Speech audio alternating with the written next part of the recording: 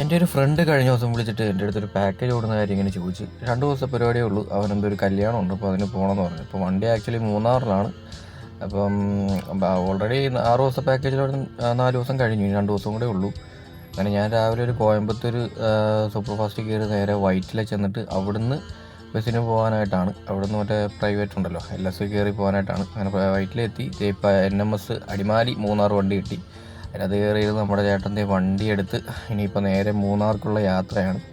അവൻ ഓൾറെഡി അവിടെ വെയിറ്റിംഗ് ആണ് എനിക്ക് വേണ്ടിയിട്ട്. ഞാൻ വന്നിട്ട് വേണം അവന് ഇറങ്ങാനായിട്ട്. അപ്പോൾ വണ്ടി അങ്ങനെ നേരെ നമ്മുടെ എടപ്പള്ളി, കളമശ്ശേരി വഴി ആലുവ, പെരുമ്പാവൂർ അങ്ങനെയാണ് പോകുന്നത്. ഇപ്പോൾ കോതമംഗലം ഓൾമോസ്റ്റ് റീച്ചായി.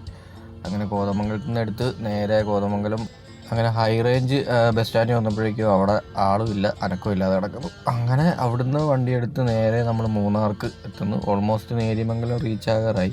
അപ്പോൾ ഇവിടെ വന്നപ്പോൾ ചെറിയൊരു ബ്ലോക്ക് കിട്ടി, പണിയൊക്കെ നടക്കുന്നതുകൊണ്ട്. അങ്ങനെ നേര്യമംഗലം പാലം കയറി നമ്മുടെ സ്വർഗത്തിലേക്കുള്ള കവാടം കടന്ന് നമ്മൾ മൂന്നാർക്ക് പോയിക്കൊണ്ടിരിക്കുകയാണ്. അങ്ങനെ ഒരു 11:30 കഴിഞ്ഞപ്പോഴേക്കും നമ്മൾ അടിമാലി എത്തി. അടിമാലി കുറച്ച് നേരം ഹോൾട്ടുണ്ട്, ഒരു 10-15 മിനിറ്റ് ഉണ്ട്.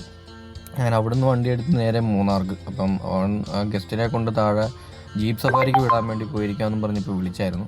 അപ്പോൾ ഞാൻ അവിടെ പള്ളിവാസൽ ബസ് ഇറങ്ങിയപ്പോൾ അത് നടന്നു. അങ്ങനെ അവസാനം ഗസ്റ്റിനെ എന്നെ ഏൽപ്പിച്ചിട്ട് അവൻ നാട്ടിലേക്ക് പോയി. ഞാൻ പതിയെ ഇനി നാളെ ഡ്രോപ്പ് ചെയ്യാനായിട്ട് പോകും.